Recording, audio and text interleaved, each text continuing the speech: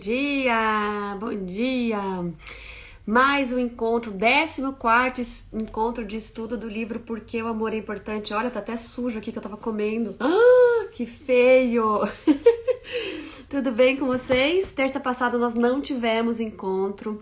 Eu tive uma crise de cólica renal. Ai, gente, uma situação. Fui para o hospital, né? Mas agora estamos de volta. Não tínhamos falhado nenhuma terça desde que a gente começou. Foi a primeira falha, mas foi uma questão de saúde, né? Então sei que vocês entendem. Muita gente me escreveu: cadê a aula? Cadê a aula? Muita gente que não consegue assistir ao vivo e que depois vai assistir lá no meu YouTube, que tá tudo organizado numa playlist dos encontros. Então, sejam bem-vindos. Tô super feliz com essa busca de vocês, do pessoal ter me escrito, né? Mostra o quanto essas aulas realmente estão sendo importantes. Pra mim é muito importante esse compromisso de estar aqui toda terça, às 9h30 da manhã. Hoje quase que eu não fiz, e hoje eu vou explicar pra vocês por quê. Vou ficar tomando água sem parar aqui, por causa da pedra no rim. Então, terça passada eu tive a crise, fiquei o dia inteiro no hospital e agora é tomar água até não querer mais, né? Gente, é com vocês que eu compartilho essas coisas, com o pessoal do estudo, porque com as lives, né, a aula e palestras e tal, eu não posso ficar conversando assim. Mas tô super, super, super feliz com esses encontros. E aí, hoje, talvez eu tenha que sair pra ir no banheiro, né? Oi, Jô! Vamos ver. Mas vocês entendem, né? Que nós estamos para estudar juntos mesmo. Gente, vocês têm esse livro? Se vocês não têm, comprem, porque o amor é importante. Tá até escrito aqui: leitura obrigatória para pais, professores e responsáveis por políticas públicas. Eu vou fazer, gente, uma palestra em Cianorte, em julho, para 280 professores da escola pública, para falar sobre essa questão da neurociência, do desenvolvimento cerebral. Esse livro tem muita coisa, não vou dizer tudo, porque o tempo todo, né, estão vindo novas informações, etc. Mas tem muita coisa. Então, quem não tem esse livro e gosta de estudar, compre. Quem não tem tempo de ler, compre um livro e acompanhe as aulas, os estudos aqui.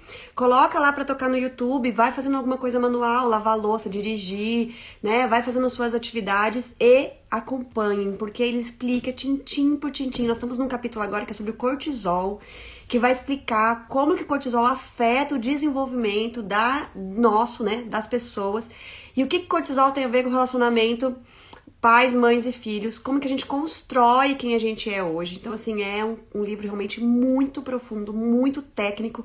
Eu não estaria, com certeza, estudando com a profundidade que eu estou se eu não estivesse aqui com vocês. Então, pra mim, esse compromisso é super importante.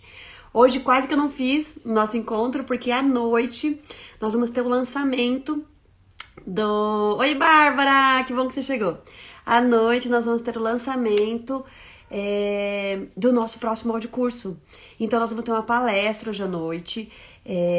Se vocês que estão aqui, né, tem muita gente que vocês conhecem, que, putz, queria que essa pessoa soubesse disso, queria que tal pessoa assistisse isso, putz, queria que minha irmã, minha vizinha, todo mundo, mandem o convite da palestra de hoje à noite para elas, porque eu vou falar de uma forma geral sobre por que tudo isso é tão importante, por que essa nova educação é importante.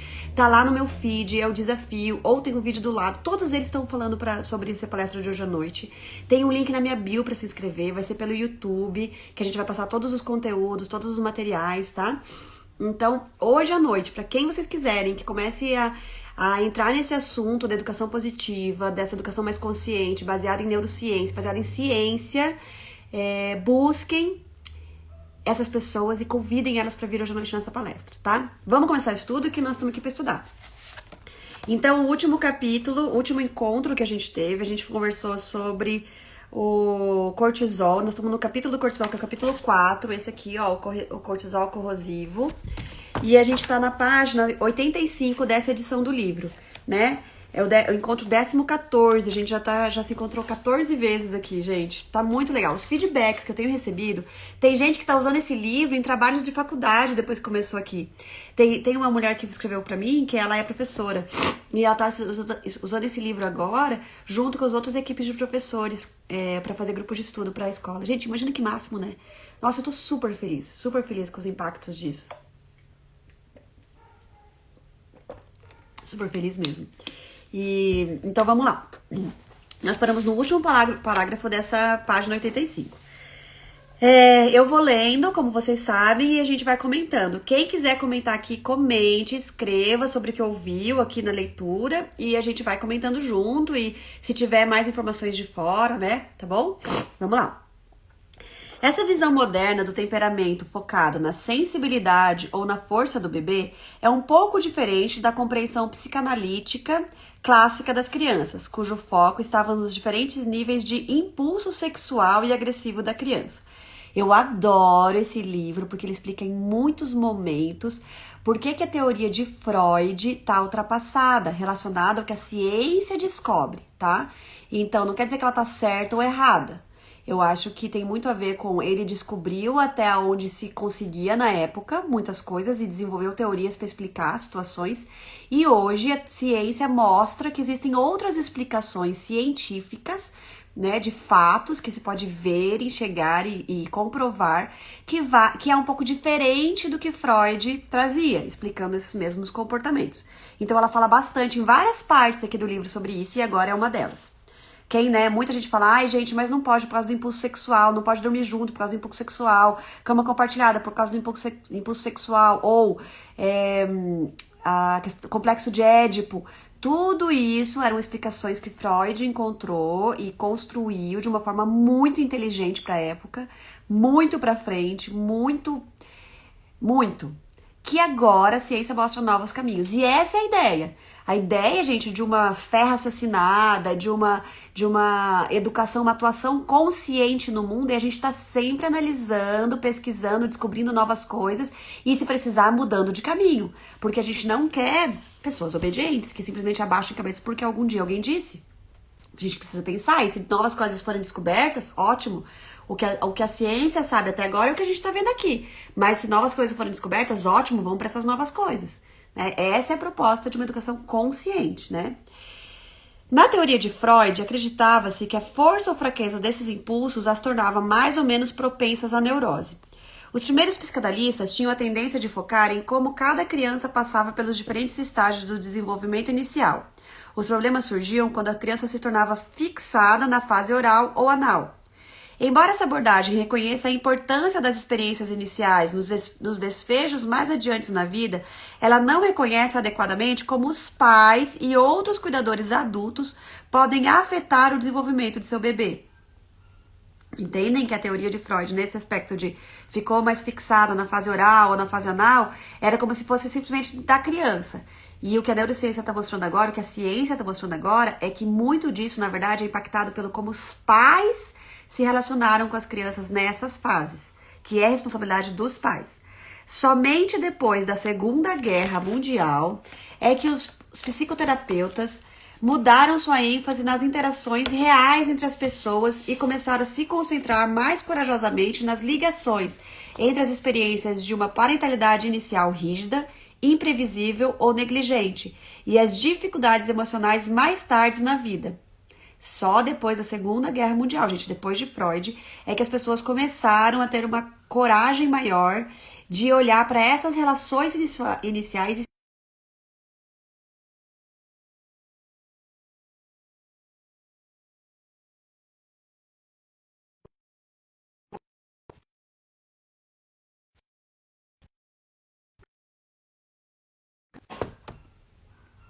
Voltou?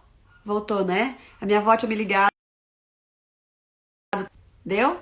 E até desligar e voltar, ele fica nesse travadinho assim. Então voltou. Então, como eu tava falando, só depois da Segunda Guerra Mundial, talvez ela ligue de novo. Às vezes ela acha que ela errou e vai ligar de novo. Aí, se parar, fiquem tranquilas que eu já volto, tá? Mas eu vou. Depois eu aviso ela. Então, só depois dessa Segunda Guerra Mundial que as pessoas começaram a ter coragem de olhar um pouco mais para essa relação pai, filho, mãe, filho, como isso impacta nesse futuro desse indivíduo, na construção desse indivíduo, né? Se for uma parentalidade inicial mais rígida, mais imprevisível ou negligente e as dificuldades emocionais mais tarde na vida. Pesquisas posteriores efetivamente confirmaram que a parentalidade, pelo menos na medida de genes e fatores inatos, determina muitos desfechos. Por exemplo, há uma linhagem de ratos que é geneticamente predispostas a sentir mais medo do que outras linhagens de ratos. Deixados com suas mães biológicas, esses filhotes de ratos tendem a ser temerosos e facilmente estressados. Mas, quando os pesquisadores os colocaram para serem adotados por mães ratas não temerosas, encontraram que esses filhotes cresceram sem ter medo. Claramente, qualquer que seja a tendência genética, era a criação que importava. Epigenética. Do mesmo modo, os ratos de uma linhagem caracterizada por baixa agressividade se tornaram agressivos quando foram criados por mães adotivas caracterizadas por alta agressividade, e vice-versa. Mas o mesmo acontece com os seres humanos? Muita gente fala, ai gente, isso aí é pesquisa em rato. Vamos lá. Pegue um grupo de bebês de temperamento reativo. Seus genes parecem tê-los destinados a serem supersensíveis ao estresse. Eles são os queixosos do mundo, os bebês chorosos que se tornam adultos neuróticos. Na verdade, as pesquisas confirmam que, deixados por si próprios, eles tendem a acabar com um apego inseguro em relação às suas mães. No entanto, a pesquisadora holandesa Daphne van den Boom, ai gente, é um nome holandês, não os deixou por si próprios. Ela queria saber se suas mães poderiam aprender a gerenciá-los de um modo que acalmasse o seu estresse. Para esse fim, ela concebeu um tipo de instrução e suporte de curto prazo para mães de bebês sensíveis que visava ajudá-las a responder melhor a seus bebês. Com essa ajuda, a maior parte dos bebês mais difíceis de fato cresceu com apego seguro. Van der Boom, em 1994, teste.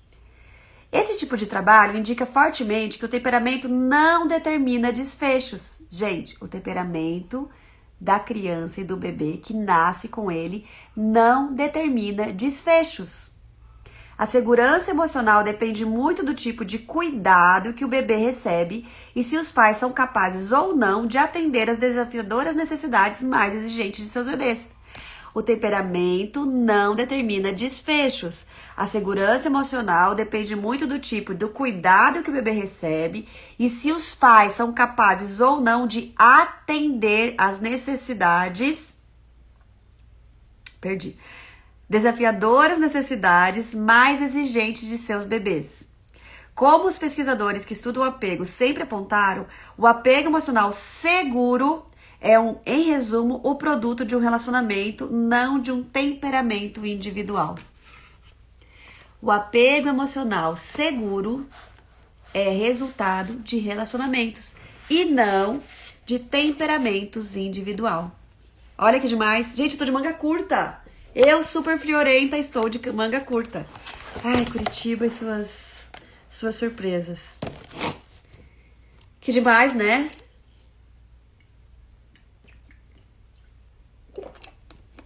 Não que demais que eu tô de manga curta, que demais o que eu li aqui, né? É demais. Vamos pôr a blusa agora aqui, só porque eu falei que tô de manga curta e senti frio. O que é o estresse para um bebê? A gente tá falando de bebês estressados, né? A gente tá falando de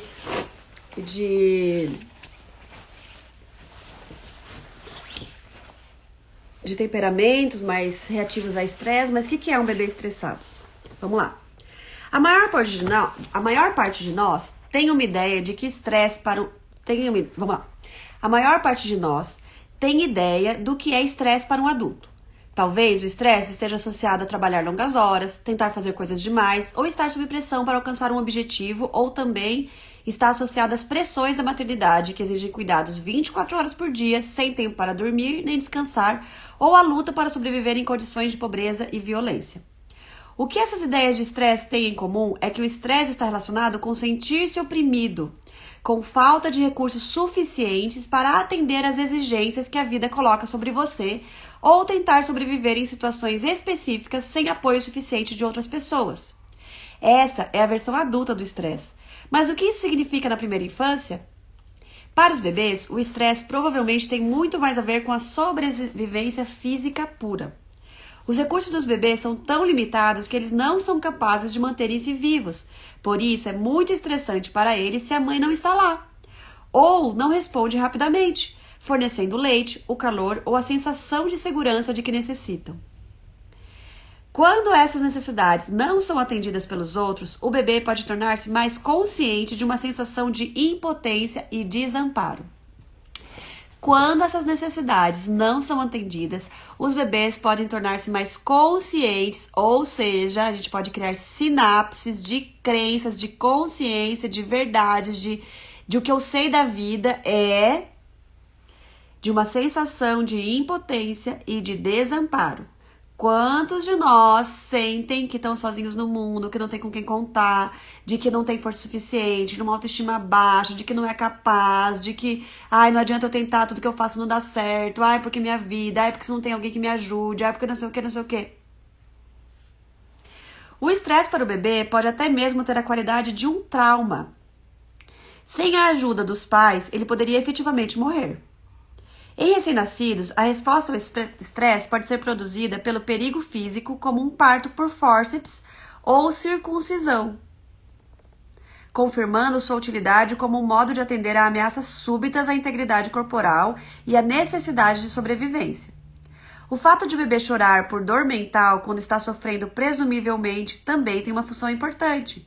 Eles criam estresse aos pais com êxito, cessando a sua perigosa desatenção de modo a garantir uma resposta, e com isso a sua sobrevivência. Entendem, gente? O fato de o bebê chorar por dor mental quando está sofrendo presumivelmente também tem uma função importante. Então, quando o bebê sente esse perigo, quando o bebê sente o medo, sente a insegurança, sente que não tem alguém ali para ele e chora, é muito importante. O estresse é importante.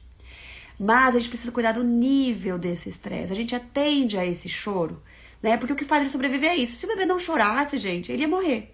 Por quê? Porque a gente ia estar ocupado com outras coisas. Até a grande maioria dos bebês iam morrer, né? Nós, com a nossa vida e tal. Nossa, esqueci de dar leite. Nossa, ele não chorou. Nossa, ele dormiu o dia inteiro. Olha que viu, putz, morreu. Não comeu, não estava quente, não estava amparado, não estava... Morreu, a gente nem percebeu, por exemplo, né? Então, é importante. Tem uma função muito importante. Na idade adulta, ainda usamos nossa resposta ao estresse em situações que ameaçam a nossa sobrevivência física, como acidentes, cirurgias ou assaltos. Entretanto, em nossos ambientes modernos, menos fisicamente perigosos, a resposta ao estresse provavelmente é desencadeada com mais frequência por ameaças psicológicas. Temos maior probabilidade de ficarmos estressados por perder uma promoção ou ser pego por uma prostituta ou ser pego como uma prostituta do que por ser perseguido por um tigre. Ah, tá, entendi. Temos maior probabilidade de ficarmos estressados por perder uma promoção ou ser pego com uma prostituta do que por ser perseguido por um tigre. Isso faz sentido quando consideramos que na sociedade moderna a sobrevivência depende da aceitação social e do status social. É muito estressante quando essas coisas estão em jogo. Beleza? Até aqui, acho que, né, tudo tá fazendo sentido. Na sociedade humana, há uma espécie de estoque de troca das emoções, dos quais o cortisol parece ser um subproduto. Quanto mais o estoque social aumenta, mais o cortisol cai. No entanto, quando o estoque social diminui, o nível de cortisol aumenta. O trabalho de Robert Sapolsky com babuínos mostrou que, quanto maior o poder social, menor o nível de cortisol. Os babuínos-chefe têm baixos níveis de cortisol, enquanto os babuínos de baixa posição hierárquica têm altos níveis. Ele tem uma citação aqui de 95 desse estudo. Podemos ver isso mais claramente na sociedade humana nas vicissitudes da vida emocional no ensino fundamental. Quando seu filho pequeno experimenta um doloroso rebaixamento em uma amizade dizendo ele foi horrível comigo, eu odeio ele, em uma semana na seguinte corre para casa com alegria dizendo ele é meu melhor amigo, na próxima semana, podemos vislumbrar o processo de modo incisivo. Os adultos talvez sejam melhor em escondê-lo, além de serem melhores no manejo desses altos e baixos, do cortisol, gente, do estresse. Mas, quando as crianças também são confrontadas com a desigualdade social em um sentido mais amplo, são até mais expostas a humilhações que podem desencadear a liberação de cortisol. A gente está falando aqui o quanto essa questão de produção de cortisol tem a ver hoje com a nossa sociedade moderna, com o nosso relacionamento social, tá? Ainda tô com sinusite aí pra ajudar. É fase.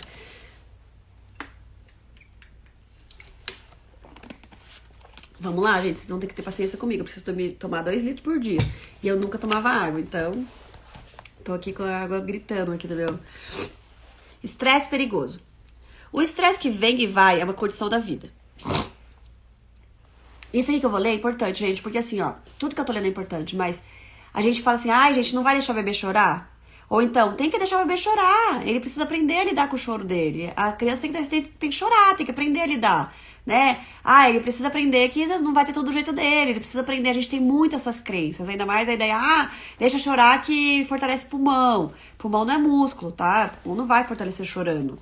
Mas, vamos lá. O estresse que vem e vai é uma condição da vida. Entretanto, o que realmente danifica a saúde mental e física não é passar por períodos de estresse por horas ou dias, mas o estresse crônico não aliviado que persistentemente produz impotência. O estresse de curto prazo, que claramente termina quando a crise já passou, possibilita restaurar seus sistemas internos ao estado normal e causa pouco dano.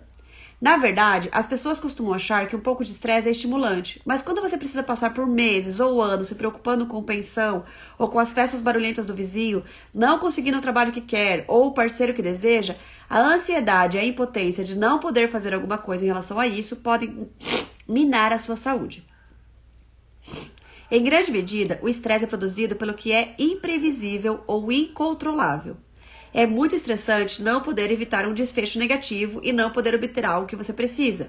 Por exemplo, as pessoas que não conseguem o tratamento necessário para uma doença estarão sob estresse extremo. No entanto, parece que as pessoas que estão efetivamente no processo de morrer produzem muito pouco cortisol, apesar da ameaça aos seus sistemas corporais. Talvez o lento declínio aos sistemas físicos seja aceito nessa fase e já não leva à resistência ou ao estresse.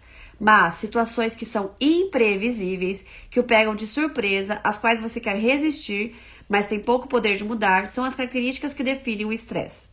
A partir desse ponto de vista, é claro que a primeira infância pode ser extremamente estressante sem o apoio de pais sensíveis e protetores.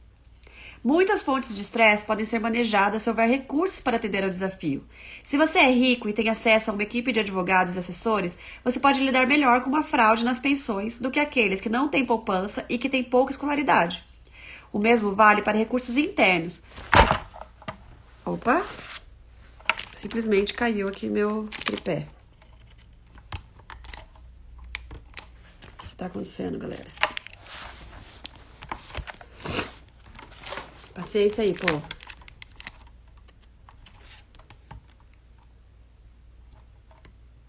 Deu? Não. Que engraçado, né? Tava tudo certinho, de repente virou.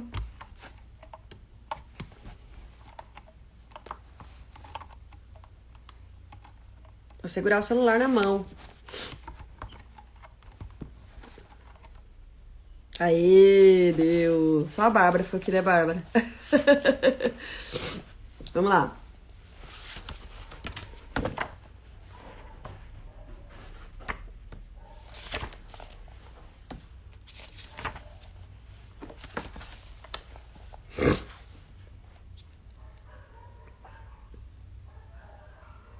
Olha lá. O mesmo vale para recursos internos. Com bastante confiança interna, muitas situações podem ser tratadas. As evidências mostram também que faz muita diferença se o indivíduo é apoiado por vínculos sociais seguros. Com uma rede de suporte, o estresse pode ser gerenciável, seja na infância ou na idade adulta. Os pesquisadores demonstraram que as crianças com vínculos seguros não liberam altos níveis de cortisol sobre estresse, enquanto as inseguras o fazem. Olha que legal isso, gente! Pesquisadores demonstraram, vou até grifar isso aqui, que eu não tinha grifado na primeira vez que eu li, que as crianças com vínculos seguros não liberam altos níveis de cortisol sobre estresse, quanto fazem as crianças que estão com níveis de apego inseguro, de vínculo. Essa citação é de 94, de 96, uma outra pessoa em 96 e uma outra pessoa em 2002. Vários pesquisadores chegaram a essa conclusão. Há uma forte ligação entre a insegurança emocional e a disfunção do cortisol. Há uma forte ligação entre a insegurança emocional e a disfunção do cortisol. Portanto, não é necessariamente a natureza do estresse que importa, mas a disponibilidade de outros para ajudar a gerenciá-lo, bem como recursos internos da pessoa que o experimenta. Olha que legal, gente, isso. Muita gente fala assim: você não sabe pelo que eu passei na minha vida. Eu já passei por isso, já passei por aquilo outro. E, assim, situações realmente absurdas, né? E a pessoa realmente tem toda uma questão de saúde, de estresse, de doenças, etc. Porque o cortisol, ele é corrosivo. Ele causa doenças, né? Que a gente fala que é o estresse tóxico. Mas não é necessariamente pelo que você passou que determina a sua produção de cortisol, pelo tanto de fatos estressantes que você passou, e sim pelo que foi feito com você por esses fatos. É a mesma coisa que a gente estuda no trauma. Quando a gente estuda o trauma de Van der Kolk, o livro de Van der Kolk, que é o Corpo Guarda Marcas, e também esqueci agora o nome, gente, eu sou péssima pra minha memória de nomes.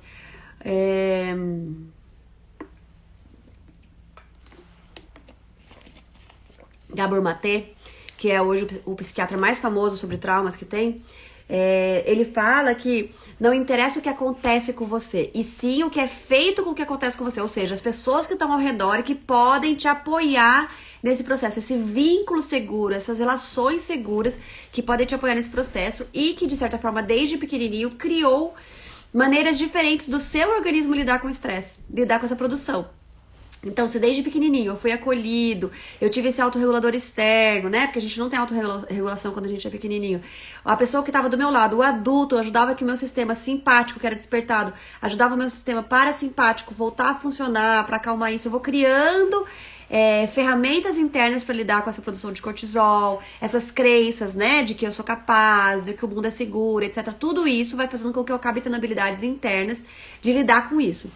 E aqui tá falando a mesma coisa, né? Então, tem pessoas que passam por situações que você escuta, assim, a biografia dela e fala, cara, como que essa pessoa tá viva até hoje?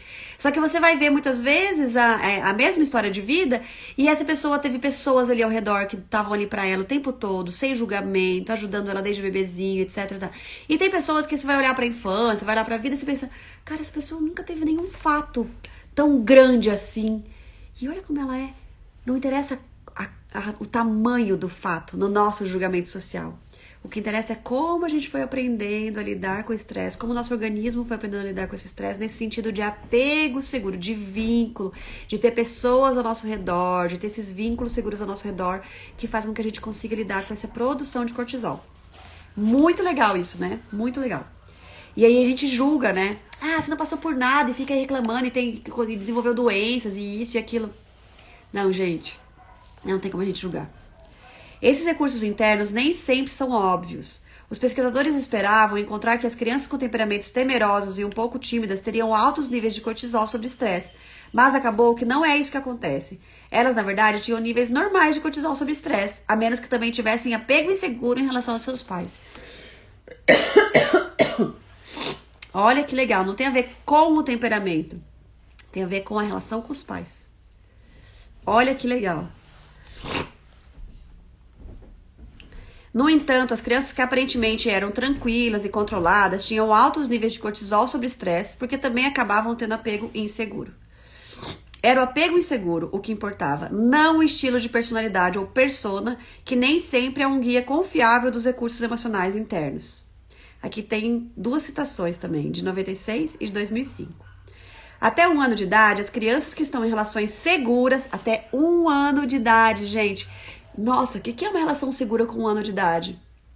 Gente, deixar chorando no berço, o tipo de toque, o nosso estado emocional na hora que a gente conversa com essa criança, o quanto a gente culpa essa criança por a gente não dormir, o quanto... Gente, até 1 ano de idade, olhem isso. Até 1 ano de idade, as crianças que estão em relações seguras, que respondem às suas necessidades e as regulam bem, têm pouca probabilidade de produzir altos níveis de cortisol, mesmo quando estão chateadas, enquanto aquelas em relacionamentos inseguros produzem bastante. Citação de 2002. A principal característica do apego inseguro é a falta de confiança na disponibilidade e no apoio emocional dos outros. Pronto. Ai, Elcio, mas o que é um apego inseguro? É a criança não ter certeza absoluta que pode contar com você em qualquer coisa. Se eu chorar, ela vai vir? Ai, não sei. Às vezes eu choro, ela vem. Às vezes eu choro, ela não vem.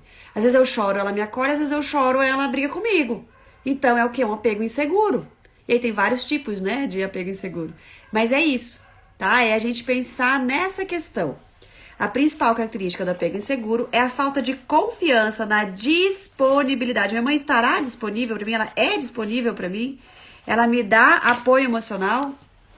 É isso, tá? A separação e a desregulação. Provavelmente, a experiência mais estressante de todas para um bebê ou uma criança é ser separado de sua mãe ou cuidador, a pessoa que supostamente o mantém vivo. Ah, ele tá passando por aquele momento de crise da separação. Ah, ele está chorando porque ele só quer meu colo. Ai, que absurdo, ele tá muito mal acostumado, ele só quer meu colo. Gente, vamos rever essas frases? Vamos rever esses conceitos? Vamos rever esses pitacos que a gente dá sem saber o que a gente tá falando? Ai, Alce, olha, sabe por que ele tá chorando? Porque você acostumou muito ele no colo. Eu ouvia tanto isso, gente, eu ouvia tanto isso desde o Joaquim pequenininho, e eu não tinha tanto estudo, eu ficava muito abalada. Eu falava, ai meu Deus, mas hoje eu sei que o colo é bom, mas daí vem alguém falar isso, e aí eu ficava naquela, tira o Joaquim do colo, não tira o Joaquim do colo, acostuma ele no berço, não acostuma ele no berço, acostuma ele dormir sozinho, não acostuma ele dormir sozinho, e assim por diante. A Bárbara fez uma pergunta aqui, independente do cuidador ou sempre a mãe? Então, no caso, né, mãe ou cuidador, é que a gente sempre fala assim, o bebê pode substituir a imagem do cuidador principal, da mãe, que teoricamente é a base dele, porque 9 meses ele tá ali, é aquele ritmo que ele conhece, é aquela voz que ele conhece, é aquele estado emocional que ele conhece. Então, quando ele nasce, sim, é essa mãe que é o cuidador principal para ele. Ah, mas ele foi adotado. Ah, mas logo que nasceu já não ficou com a mãe. Ele vai construir esse novo vínculo com alguém. Não tem problema. Ele vai construir, mas tem que ter esse alguém. Tem que ter esse alguém disponível e conectado emocionalmente com ele, tá? Senão ele vai ficar sempre procurando, não vai encontrar e vai para esse lugar que a gente sabe hoje, que é muito desafiante, né? Dessa construção, dessa individuação, dessa persona, dessa personalidade, sem ter tido esse primeiro ano, principalmente, né? Sem esse vínculo. Ai, Alce, mas eu vou adotar uma criança. Até postei aqui sobre adoção nos meus stories, na verdade. Fiz um stories. Oi, Isa! Que bom que você tá aqui. Quero falar com você depois uma coisa bem legal. Vou falar até aqui na live. E aí, muita gente fala, ai, Alce, então não adianta a gente adotar a criança depois de um ano, né? Ela já tá aquilo. Mas nada é fadado, gente. Existe a epigenética. Nosso cérebro é plástico. Então, se a gente conseguir oferecer novas sinapses, né? Novas experiências de vínculo, de segurança, de disponibilidade emocional, de presença, de conexão. A gente constrói novos caminhos nesse mapa de mundo. A gente vai construindo um mapa no nosso cérebro, um mapa de como funciona a vida, de que caminhos a gente vai pegar. E se a gente construir os primeiros caminhos que a gente constrói, normalmente para nós são os que a gente mais vai pegar, porque foram os primeiros. Eu cheguei daqui até aqui desse jeito. Se a gente constrói novos caminhos, e esses novos caminhos são sempre reforçados, sempre reforçados, sempre reforçados, sempre reforçados, mesmo que aquele caminho esteja lá, ele acaba sendo substituído pelo outro. Porque é o caminho que eu mais vou, eu nem lembro mais que existe aquele outro. Entendeu? Então a gente pode sim reconstruir, a gente pode sim impactar demais, a gente pode sim trazer novos lugares, novos impactos gigantescos para essa personalidade. É mais difícil? É mais desafiante, sim. Porque ela já tem outros caminhos que ela conhece, que é o que o cérebro vai automaticamente. Mas é possível, tá? E é possível, depois de muitos anos, conseguir construir um novo vínculo de um cuidador seguro, principal, mesmo uma criança adotada. Mas é preciso muita entrega emocional, é preciso muita conexão, é preciso muito, mas muito mesmo, para substituir aqueles caminhos anteriores. Então, até 1 ano de idade, a criança constrói praticamente... até 1 ano de idade, as crianças que estão em relações seguras, que respondem às suas necessidades e regulam bem, têm pouca probabilidade de produzir altos níveis de cortisol, mesmo quando estão chateadas. Enquanto aquelas em relacionamentos até 1 ano de idade, em relacionamentos inseguros, produzem muitos níveis de cortisol, tá? A principal característica do apego inseguro é a falta de confiança na disponibilidade daquele cuidador principal, daquele adulto, e no apoio emocional dos outros. Então, provavelmente, a experiência mais estressante de todas para um bebê ou uma criança é ser separada de sua mãe ou de seu cuidador principal, porque é essa mãe e esse cuidador principal que garantem para o seu cérebro que ele vai ficar vivo. Como a gente está falando de sobrevivência, não é, crise da separação. Gente, é luta por sobrevivência. Ele ainda não tem a parte do cérebro que conceitua, que entende que ela só foi até ali. Não tem. E não adianta falar, ele precisa aprender. Ele não vai aprender ainda, porque não tem a parte do cérebro que aprende isso ainda. Tá? Então vamos com calma. Vamos entender cientificamente o que está acontecendo no cérebro dessa criança. A separação precoce da mãe aumenta o hormônio de liberação da corticotrofina na amígdala. Alguns acreditam que isso é a explicação bioquímica para o medo, o que sugere que mesmo separações curtas da fonte de alimento Desculpa, vou ler de novo. Alguns acreditam que isso é a explicação bioquímica para o medo, o que sugere que mesmo separações curtas da fonte de alimento e proteção são muito assustadoras para quaisquer jovens mamíferos amamentados, incluindo seres humanos. Viu que legal, gente? Não é porque é mal acostumado, tá? Ai, mas eu acostumei o meu bebezinho desde pequenininho a ficar sem mim e foi ótimo, ele nunca mais chorou. Exatamente, você acostumou ele a se contentar com a escassez, né? E aí nós temos cada vez mais uma sociedade lutando e se matando por migalhas, por seu lugar ao sol, porque alguém vai ficar sem. E não precisaria ninguém ficar sem, de nada. A gente sabe disso. As informações estão aí, que as roupas que a gente tem hoje já produzidas no mundo, vestiria todo mundo. E muitas vezes. Não é assim, teria uma roupa a cada um, todo mundo teria um guarda-roupa maravilhoso, né? Nós sabemos que o tanto de alimento que tem no mundo alimentaria todo mundo. A gente sabe que o tanto de espaço que tem no mundo teria casa para todo mundo. Por que que tá cada um lutando por mais, cada vez mais, cada vez mais? E por quê? Porque eu preciso garantir, porque eu preciso ter o poder, porque a gente aprendeu nas relações que um manda, outro obedece. Então eu preciso ser quem manda. Eu preciso ser quem tá mais acima do poder, porque senão eu vou ser aquele que vai sofrer. E eu não quero ver ser quem vai sofrer. A gente não aprende desde pequenininho, quando a gente não tem essa entrega emocional, essa disponibilidade, a gente tá registrando no nosso cérebro que não tem. Que eu preciso lutar muito, que eu preciso dar conta o tempo todo, porque em algum momento eu posso morrer, eu posso ficar sem, eu posso... Então, entende, gente? A gente não tá acostumando o nosso filho a ser autônomo, porque ele não tem essa parte do cérebro ainda pra isso. A gente tá simplesmente trazendo crenças de se contente com o básico, não chore mais, porque você tá gastando sua energia, você não sabe se você vai ter essa comida, porque você já chorou tantas vezes e não teve, você não sabe se vai ter esse colo, você não sabe se vai ter tudo isso, então pare de chorar, economize energia pra você poder sobreviver. É isso que a gente faz quando a gente condiciona nossos filhos a dormirem sozinhos sem chorar, a pararem de chorar e contentarem se alimentar só de 3 em 3 horas, a pararem de chorar e se contentarem a ficar só naquele charutinho. Ah, ele ama o charutinho. Gente, o charutinho tá fazendo o quê? Ele não tá substituindo um abraço, um colo? Ele não tá... Ah, é por causa que ele tá ali achando que ele tá no útero. Não! É porque ele está achando que ele está sendo acolhido. E ele só pode se contentar com aquilo, porque ele não tá sendo acolhido. Entende, gente? A gente vai criando substituições. Mas, Alce, não tem como essa mãe ficar. Por que não tem? Porque nós temos uma sociedade que não entende essa importância. A mãe que às vezes tem como ficar ali não quer ficar. Porque o cérebro dela registrou caminhos de que ela tinha que estar lá, dando resultado para a sociedade, produzindo, ganhando dinheiro, ganhando aplauso social. Ela não podia estar ali entregue para esse bebê, porque isso não é importante. Porque o importante é ensinar esse bebê a dormir mais cedo quanto antes.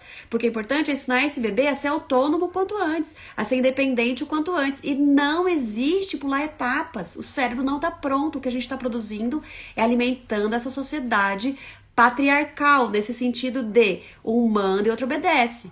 E eu preciso ser quem manda, eu preciso receber esses aplausos sociais nesse lugar de produção, de dinheiro, de resultado, de checklist, e as relações são o menos importante, né? Então, assim, é tão lindo a gente perceber que é lá, desse bebezinho, essa entrega desde o momento do nascimento, é onde está produzindo essa sociedade. A gente já está trazendo que a sociedade é essa que a gente está construindo. É demais, assim, e é científico, é incrível, assim, eu fico... Ai! Vocês percebem, né? Há fortes evidências de que a separação daqueles que quem dependemos eleva o nível de cortisol. Estudos com macacos e ratos descobriram fortes correlações entre as separações precoces da mãe e os altos níveis de cortisol. Cada vez que um filhote de macaco esquilo era separado de sua mãe, seu nível de cortisol subia. Se isso acontecia várias vezes, mesmo que por apenas 5 horas por semana, a sensibilidade ao feedback do cortisol aumentava. Ele tornava-se mais pegajoso e facilmente angustiado e brincava menos. O conflito social e as ameaças dos predadores também elevam os níveis de cortisol. Estudos com primatas mostraram que os níveis de cortisol sobem quando o indivíduo está sob ameaça de outros no grupo, em conflito com um outro membro do grupo ou afastado de seu grupo social de algum modo, assim como episódios mais óbvios de separação física da mãe na infância. Assim, parece que o cortisol em geral é um subproduto de uma ansiedade relacionada com a segurança, sobrevivência e vínculos sociais que protegem. E aí muita gente fala assim, vocês ficam falando de macaco. Gente, nós somos seres humanos, ok? Nós somos seres humanos, mas pensem que a parte que nos diferencia, a parte do nosso cérebro que diferencia dos macacos, por exemplo, dos mamíferos, ela não tá pronta quando a gente é criança. Então a gente reage sim igual eles. O impacto é igual o que acontece no impacto com o macaco. O impacto é igual. Então assim, a gente não tá fazendo pesquisas em cérebros muito diferentes, tá? Essa parte do neocórtex, que a gente fala que é a parte humana, ela não nasce, ela nasce completamente imatura, completamente para ser desenvolvida. Por isso que a sociedade evolui. Porque se ela nascesse pronta, todo bebezinho nasceria igual. Hoje os bebês nascem iguais, sim, só que a sociedade consegue ensinar para esse bebezinho desde pequenininho, por exemplo, que passando o dedo no celular, a gente... Por quê? Porque essa parte ainda não tá pronta, ele vai ser construída já passando o dedo no celular. Então, quando eu falo assim, ele já nasceu com esse chip do celular. Não! Quando foi desenvolver essa parte de como as coisas funcionam, já desenvolveu no caminho de passar o dedo. Entende? Por isso que a sociedade sempre, a próxima geração, vai ser mais evoluída, porque ela já, o básico dela já vai ser construído com o nível que a gente está agora. Então, sim, os pais são responsáveis pela sociedade dos nossos filhos. Somos nós pais, na relação que nós fazemos com eles, que constrói a sociedade que nossos filhos vão viver. Tá? A sociedade é cruel. Não precisa ser. Se nós pais dessa geração, a partir de agora, se viesse um raio e fizesse um raio no planeta Terra, pai, todo mundo da nossa geração agora passasse a ser amoroso com seus filhos, quando esses filhos fossem adultos, a sociedade seria amorosa. Não seria cruel. Não seria, não tem como. Eles não viveram, eles não desenvolveram esse caminho da crueldade nas sinapses. Aí, Elcio, não é verdade. Tem muita gente que já vem violenta. Sim. Só que essa violência... Não... Ai, Bárbara, que frase. Fala que frase que é, que daí eu tento lembrar. Essa violência que as crianças veem é uma agressividade funcional. Tá? É uma agressividade funcional. Se a gente aprende e ensina, quer dizer, eles a lidarem com essa agressividade funcional, ela não vai virar violência na sociedade. Tá? Agora, se ele já vem violento e a gente trata a violência dele com violência, o que a gente tá dizendo? A violência é sim um caminho, simplesmente seja mais forte. Porque se eu sou mais forte, não é verdade? Então, da sociedade, vamos ver se eu consigo lembrar. Ai, droga! Depois a gente pega na gravação, né? Nós pais somos hoje responsáveis pela sociedade que nossos filhos vão viver. Se todos os pais de hoje fossem amorosos, a sociedade dos nossos filhos no futuro, quando eles forem adultos, seria uma sociedade amorosa. Se a sociedade é cruel. Não, a sociedade não é cruel. A crueldade que hoje a gente vê na sociedade é fruto de uma educação cruel dentro de casa. Tá, gente? Isso é científico. Científico. Claro que nós estamos falando aqui de muitas crianças abandonadas, nós estamos falando aqui de uma coisa que, Elcio, isso é utópico. Hoje mas a gente pode ir transformando isso. Inclusive porque a adoção, e a gente sabe pela ciência que existe a epigenética, que o nosso cérebro é plástico, a plasticidade do cérebro, por mais que a gente tenha registros cerebrais de caminhos e assim por diante, por mais que a gente tenha tudo isso, é possível reconstruir novos caminhos cerebrais. Então, os pais que adotam uma criança podem sim ajudar a transformar esse mapa cerebral, esse mapa de mundo dessa criança. É preciso muita dedicação, é preciso muita entrega emocional, é preciso muita amorosidade e para isso é preciso muito autotransformação. Porque nós também não somos amorosas. Nós não somos, porque a gente teve o melhor que nossos pais podiam dar, né? E nós também estamos fazendo o melhor que nós podemos. Por isso que eu realmente acredito que não é de uma hora para outra essa informação chegou, agora a partir de agora a sociedade será amorosa. Não, nós precisamos correr muito atrás, trabalhar a gente mesmo, refazer os nossos mapas de mundo, né? Hoje à noite eu vou fazer a palestra, gente, mandem pra todo mundo que vocês souberem, vai ali no meu perfil, entra lá, tem um videozinho que eu convido pra palestra de hoje, no meu link da bio tem a inscrição, eu vou fazer uma palestra muito, muito, muito importante, que é uma palestra voltada realmente pra grande maioria das pessoas que não sabem o que fazer, não conhecem a educação positiva, mandem pra todo mundo, eu vou fazer uma palestra que vai falar exatamente sobre isso, e todo mundo que tá se inscrevendo tá colocando esse olhar tá colocando esse olhar de eu não sei o que fazer, meu filho faz muita birra, meu filho bate, meu filho morde, eu não sei o que fazer, ele tá explosivo, a gente não sabe, a gente não tem um mapa de mundo. O nosso mapa de mundo é de violência. Acaba com isso. Bate, põe de castigo, violência, violência, violência. E por isso que a sociedade é violenta. Entende? Quando a gente não sabe o que fazer, a gente parte pra violência. Então, agora, gente, é a hora da gente começar a reconstruir isso. É a hora da gente começar a reconstruir isso. Não sou eu que tô falando, eu tô falando também. Mas eu tô repetindo informações que vêm da ciência. Concluindo, né? Não tô repetindo, mas tô concluindo a partir dessas informações que vêm da ciência. Há forte evidências de que a separação daqueles de quem tem pneumos eleva o nível de cortisol. O que é o cortisol? É o hormônio do estresse, que faz a gente lutar por sobrevivência.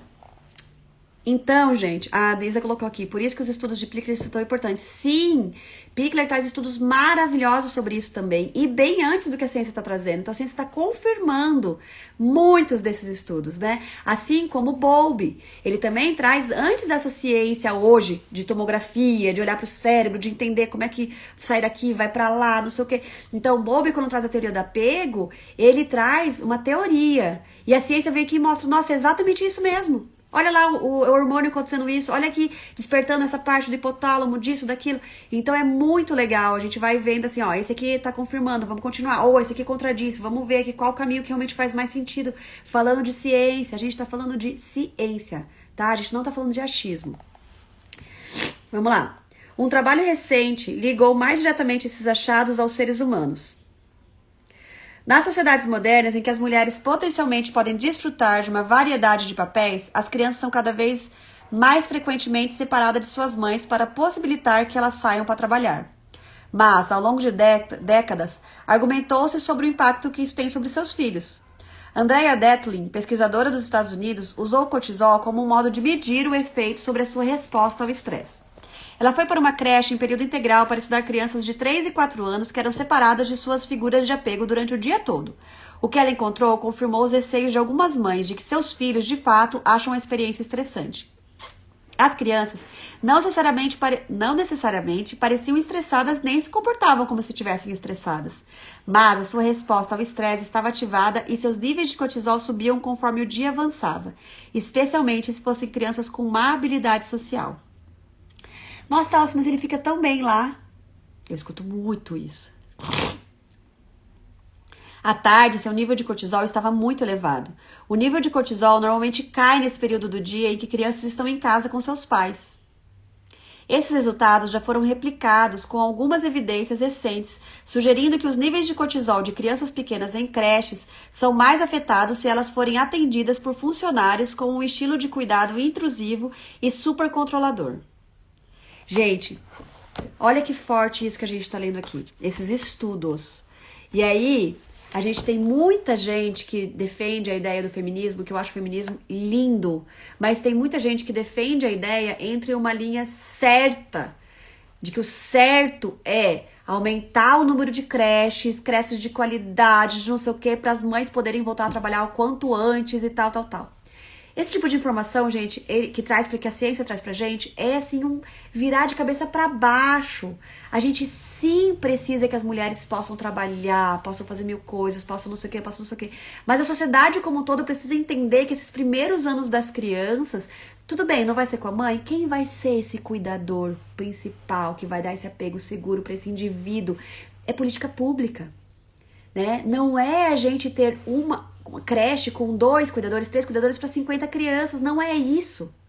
Não é isso. É a gente entender cientificamente o que vai fazer com que nós tenhamos uma sociedade com menos doença, com menos violência, com menos presídio, com menos hospitais, com menos necessidades.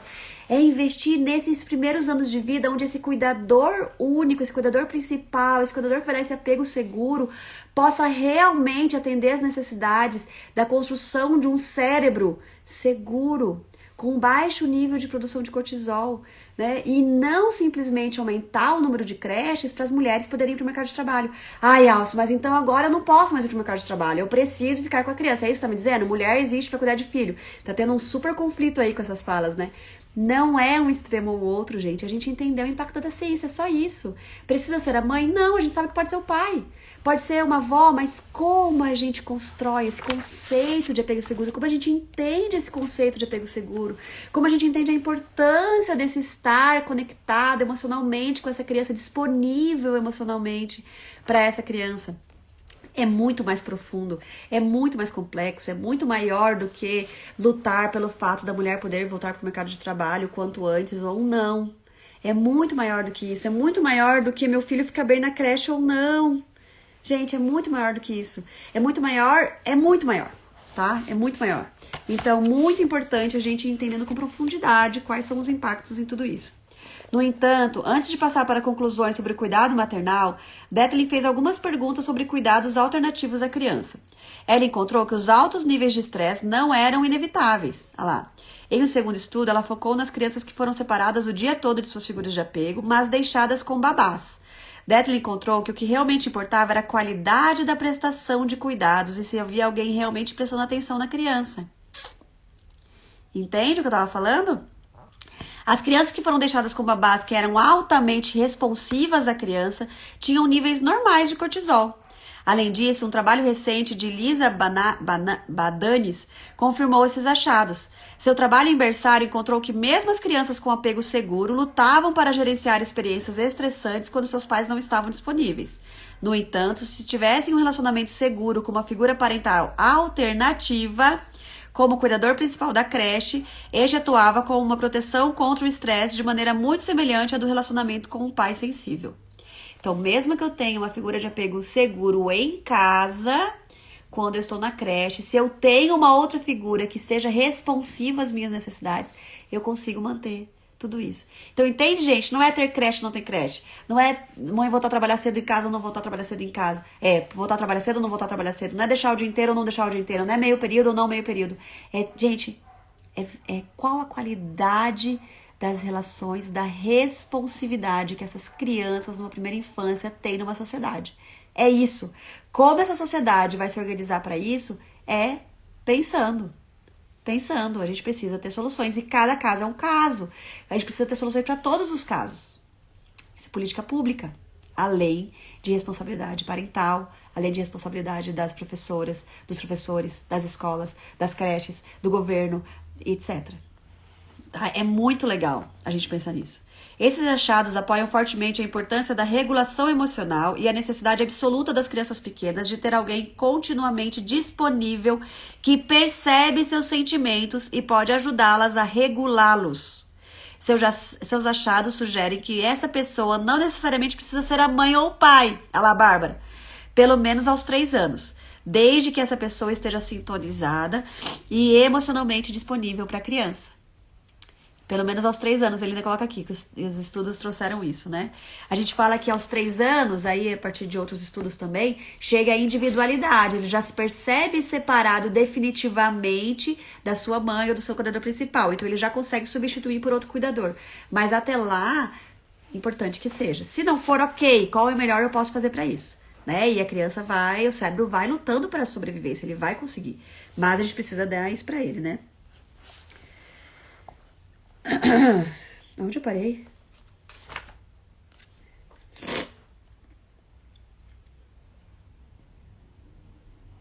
Me perdi, gente.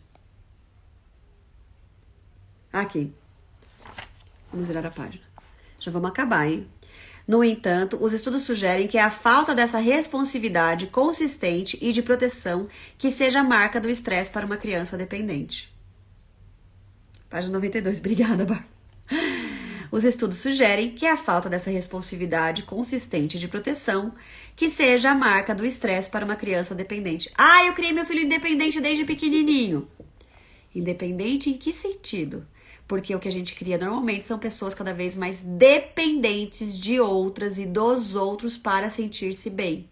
Porque desde pequenininho eu não consegui construir essa segurança, essa autoestima, essa autonomia de poder me desenvolver tranquilamente, porque eu sei que tem alguém ali que vai cuidar da minha sobrevivência, então eu não preciso me preocupar com a minha sobrevivência. Eu vou me preocupar só com o meu próprio desenvolvimento, que é a minha própria ida para o mundo. Só isso que eu vou me preocupar. porque eu não preciso ficar lutando pela minha sobrevivência.